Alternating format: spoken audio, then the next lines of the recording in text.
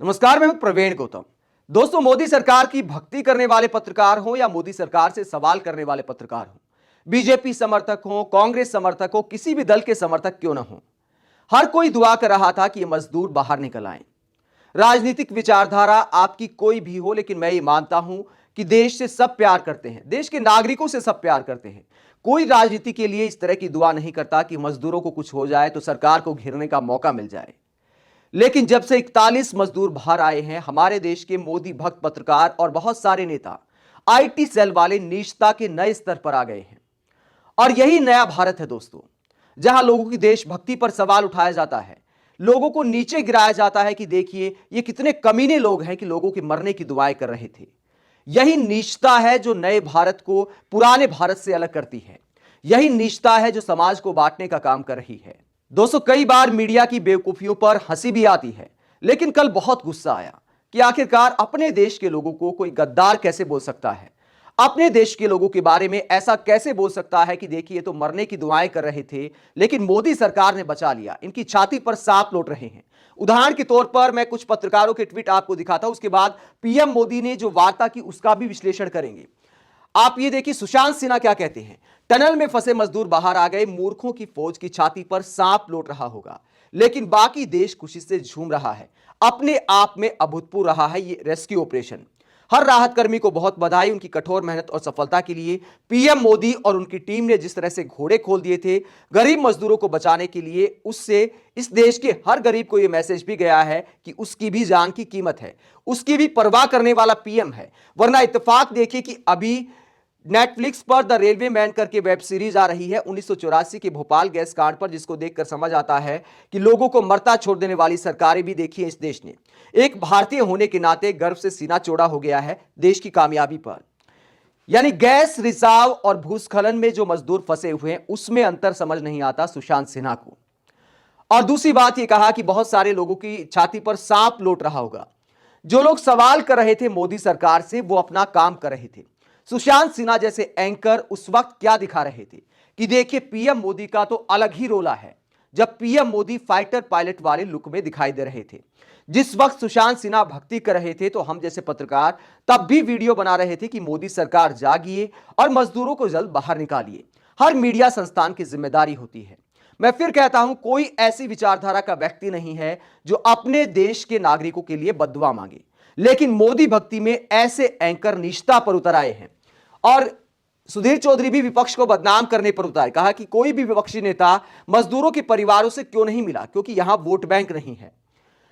विपक्ष के नेता सवाल उठा रहे थे जब पीएम मोदी फोटो सेशन करा रहे थे मंदिर में और प्लेन में और क्रिकेट मैच में, तब भी विपक्षी नेता सवाल उठा रहे थे कि 41 मजदूरों के बारे में सरकार गंभीर क्यों नहीं है, पीएम मोदी मजदूरों का हौसला बढ़ाने क्यों नहीं चाहते। कायदे से मीडिया को पूछना यह चाहिए कि यह भूस्खलन हुआ क्यों, और इसके बारे में जिस पत्रकार ने देश में सबसे ज्यादा अपडेट किया देश की जनता को, उनका नाम है अजीत सिंह राठी। वरिष्ठ पत्रकार अजीत सिंह राठी लगातार वहां डटे रहे, अपने सोशल मीडिया पोस्ट के माध्यम से देश को जागरूक करते रहे। जब हमारे देश का मीडिया सोया हुआ था उस वक्त अजीत सिंह राठी अपनी भूमिका निभा रहे थे, अपना दायित्व निभा रहे थे। अजीत सिंह राठी क्या कहते हैं मजदूरों के बाहर निकलने के बाद। उत्तरकाशी का सिलकारा टनल का रेस्क्यू तो 17 दिन में खत्म हो गया, लेकिन सवाल अपनी जगह खड़े हैं। हमने 41 जिंदगियां तो बचा ली, लेकिन भविष्य सुरक्षित करने के लिए किसी की जिम्मेदारी तो फिक्स होनी चाहिए। और इसको लेकर आगे अजीत सिंह राठी क्या लिखते हैं, जरा वो भी सुना जाए। अजीत सिंह राठी कहते हैं कि ऑपरेशन टनल में 41 जिंदगियों के लिए 17 दिन की महाभारत तो खत्म हुई, लेकिन मेरे भीतर एक महाभारत अभी भी चल रही है। पीएमओ से लेकर सीएम तक, केंद्रीय मंत्री, प्रशासन, नौकरशाही, आर्मी, तमाम एजेंसियों ने मोर्चा संभाले रखा, लेकिन नवयुगा नाम की जो कंपनी सुरंग बना रही थी 17 दिन से, वो कहां भूमिगत है, उसकी जिम्मेदारी फिक्स होगी या बेगुनाही का सर्टिफिकेट दे दिया। ये सवाल उठाए हैं अजीत सिंह राठी ने, जो एक जिम्मेदार पत्रकार के सवाल हैं। लेकिन मीडिया ऐसे सवाल पूछने की बजाय मोदी भक्ति पर उतर आया है। श्वेता सिंह क्या कहती है, जरा सुना जाए। कहती है, ये विश्व में भारत की बढ़ती ताकत का नमूना है। इसे दुनिया का सबसे दुर्गम रेस्क्यू ऑपरेशन कहा जा सकता है। तमाम मुश्किलों के बावजूद हिम्मत नहीं टूटी और एक भी साथी पीछे नहीं छूटा। हर श्रमवीर सकुशल लौट आए। तो श्वेता सिंह कहती है, ये विश्व में भारत की बढ़ती ताकत का नमूना है। मतलब रेट माइनिंग के जरिए निकाला गया है, जो पुरानी तकनीक है उसी का हमने इस्तेमाल किया है। हमने बहुत अच्छा काम किया, हमारी एजेंसियों ने बहुत अच्छा काम किया, लेकिन इसमें यह कह देना कि यह विश्व में हमारी बढ़ती ताकत का नमूना है, इसे कहते हैं चापलूसी की पराकाष्ठा, जिसमें पत्रकार से लेकर अभिनेता तक उतर आए हैं। अक्षय कुमार क्या कहते हैं? जो श्वेता सिंह ने भाषा बोली वही अक्षय कुमार भी लिखते हैं। अक्षय कुमार फिल्म अभिनेता जिन्होंने एक भी ट्वीट नहीं किया इससे पहले मजदूरों की सकुशल वापसी के लिए, उसके बाद मोदी सरकार के पीआर में क्या कहते हैं कि कमाल कर दिया, यह नया भारत है और इस पर हम गर्व करते हैं। इसमें भी नए और पुराने भारत को लेकर अक्षय कुमार ने मोदी सरकार का पीआर कर दिया। दोस्तों, यह कहना चाहिए था कि यह भारत की एकजुटता है। उन श्रमिकों को सलाम करना चाहिए था, उन रैट माइनिंग वाले मजदूरों को सलाम करना चाहिए था जिन्होंने अपनी जान मुसीबत में डालकर इन मजदूरों को बाहर निकाला। हिंदू मुस्लिम सब धर्म के लोग शामिल थे उसमें, और यह पूरी घटना संदेश देती है कि हम सब मिलकर, सब धर्म के लोग मिलकर मुसीबत में एक साथ खड़े हो जाएं तो किसी भी मुसीबत को हराया जा सकता है। इसको इस तरह से भी संदेश दिया जा सकता था, लेकिन सिर्फ मोदी सरकार का पीआर करना है, चाहे वो मीडिया वाले हों चाहे अभिनेता हों। और इसमें पीएम मोदी क्या कहते हैं मजदूरों को? पीएम मोदी का वीडियो मैंने देखा। पीएम मोदी कहते हैं कि मैं लगातार सीएम धामी से अपडेट ले रहा था, लेकिन मेरी टेंशन कम नहीं हो रही थी। दोस्तों, टेंशन इतनी ज्यादा हो गई थी पीएम मोदी को कि मुस्कुराते हुए अपने मन को थोड़ा शांत करने के लिए टीम इंडिया के रंग वाले कपड़े पहनकर क्रिकेट मैच देखने पहुंच गए थे।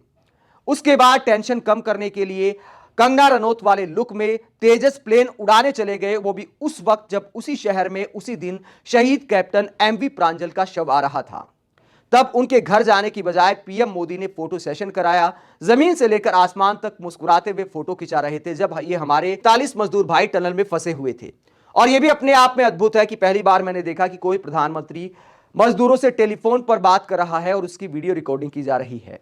यह भी अपने आप में अद्भुत है, जो दिखाता है कि जब भी कोई घटना घटती है, जब भी कोई इस तरह का ऑपरेशन होता है जो मीडिया की लाइमलाइट में होता है, तो हमारे देश के प्रधानमंत्री वीडियो शूटिंग जरूर करते हैं। उसके बाद हालांकि उनको क्या हो क्या ना हो उसकी जिम्मेदारी पीएम मोदी की नहीं है। जैसे कि जब यूक्रेन से डॉक्टरी की पढ़ाई करने वाले बहुत सारे छात्र भारत आए तो पीएम मोदी ने उनके साथ बाकायदा वीडियो शूट किया। उसके बाद वो कई महीने तक बेचारे धरने देते रहे कि हमारी पढ़ाई का क्या होगा, सरकार हमारी सुनवाई करो, लेकिन उसके बाद उनको भुला दिया गया। तो ऐसे वीडियो शूटिंग का क्या फायदा है जब आप व्यक्तिगत बनकर उनसे बात करते हो कि मैं आपके लिए खड़ा हूं, उसके बाद वो सड़क पर धरना देते हैं और आप कहीं दिखाई नहीं देते। इसे कहते हैं शुद्ध तौर पर पीआर। दोस्तों, कायदे की बात यह है कि हर सरकार की जिम्मेदारी होती है। अगर कोई भी सरकार होती, उत्तराखंड में कांग्रेस सरकार भी होती, तो भी मजदूरों को बाहर निकाला जाता। अगर पीएम वाकई टेंशन में थे तो इस तरह फोटो सेशन नहीं कराते। माना घटनाएं होती है, उनका रेस्क्यू ऑपरेशन चलता है, हर जगह पीएम मोदी का खड़ा होना जरूरी नहीं होता। लेकिन जब आप अति उत्साह में ऐसे फोटो सेशन कराते हैं तो आपको यह कहना शोभा नहीं देता कि मैं भारी टेंशन में था। आप पीएम मोदी के ऐसे दावे और मीडिया के ऐसे खेल को लेकर क्या सोचते हैं, जहां मजदूरों के बचने पर भी विपक्षी और सरकार से सवाल करने वाले पत्रकारों को नीचा दिखाया जा रहा है? वो पत्रकार जो लगातार इन मजदूरों के लिए आवाज उठाते रहे। कमेंट बॉक्स में अपनी राय जरूर दें। अगर आप हमारी पत्रकारिता को पसंद करते हैं तो थैंक्स के ऑप्शन का इस्तेमाल करें, वीडियो को लाइक करें, चैनल को सब्सक्राइब करें। नमस्कार।